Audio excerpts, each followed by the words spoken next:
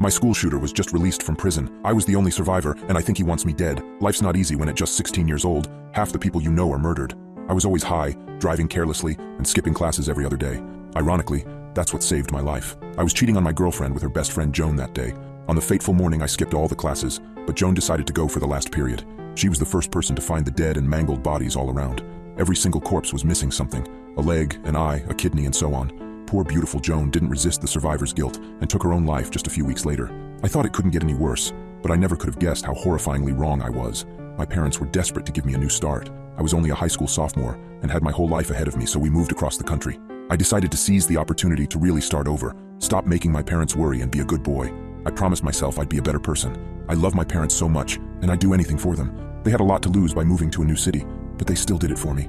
This was a real wake-up call to make me get rid of my toxic behavior. The most shocking thing about the shooting, and what surprised everyone the most, was the shooter's identity. Lucas Rhines was smart and nice, one of those easygoing guys that can be seen hanging out with anyone. He was never bullied, violent, or anything. He was one of the 3 most brilliant students from our year. Lucas was always involved in charity or events to help the school team. We were never close, but I would never expect that from him.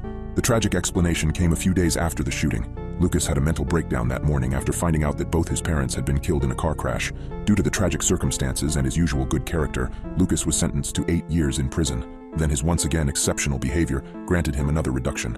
In the end, he served merely 5 years for 28 murders. Lucas was released last November, and one by one the survivors from our former sophomore class are being killed, and I think I'm next. The first victim was Lana Armstrong. After surviving the shooting, Lana had moved from our hometown too, but still lived in the same state. Her death made national news because of the brutality. An 8-month-old pregnant woman was found dead in her own apartment, with both her hands severed. The second survivor to die was Brandon Davies, a former football player. Brandon was run over by a semi-truck, and one of his legs was nowhere to be found. His murder didn't get a lot of media coverage, but a cousin who still lived in the area told me about it. The news mentioned that Lana's death had a ritualistic pattern, but no one connected the dots about her death being related to Brandon's, and both being related to Lucas Rhines and the shooting 5 years ago. I myself only realized it when Camilla Darwin, a girl from my school who I was friends with, was found dead, and her 2 eyes had been extracted. There was no doubt. Lucas was back to finish the job he had started. I know that 3 brutal murders should have made me panic, but I didn't worry too much about my safety because I was living over 10 states away. It would be so much easier to simply pursue closer targets, like he had been doing so far, but making this assumption was a mistake. After Camilla, Lucas came for me. I was jolted awake in the middle of the night by the horrible scratch of long nails against the metal of my doorknob. The smell of decaying flesh hit my nostrils almost simultaneously. There was no adrenaline rush in the world that could keep me from falling on the floor in a pool of my own vomit. As the 3 figures entered my room, I let out a scream I've been holding for over 5 years. Lucas was escorted by the walking, rotten corpses of a couple that had been in their 40s before dying. They hobbled unnaturally, leaving a trail of dead matter.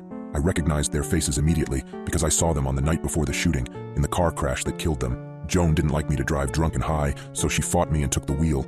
But she was inexperienced, barely starting to learn how to drive. She couldn't hit the brakes fast enough when a big truck changed lanes dangerously and cut off the car in front of us. We smashed our front bumper against their rear. We were unhurt, so I assumed the people in the other car didn't take much damage either. I was 16. I thought I was invincible. I thought death was something that only happened to other people, far from my sight, or to really old grandfathers. I told Joan we had to leave or we would be in trouble, and I saw their faces for a fraction of a second as she drove away trembling.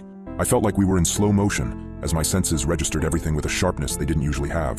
The 2 of them, Mr. and Mrs. Rhines, the couple in the other car, were undoubtedly dead. I vaguely thought they would be fine, but we wouldn't, because my girl was driving her mother's car even though she still didn't have a permit. We didn't stop to help. We were scared. I was a coward. They were still alive when we left them. They could have survived if we didn't run away. Instead, a second vehicle crashed into them. It was late at night and a dark road. I only learned this part of the story after they visited me last November, and to this day, I still don't know what happened to the other driver. That night, I told Joan we'd sort things out in the morning. She was crying and obviously couldn't sleep a wink. She was a mess the next day. I tried to keep calm and rational and fix everything.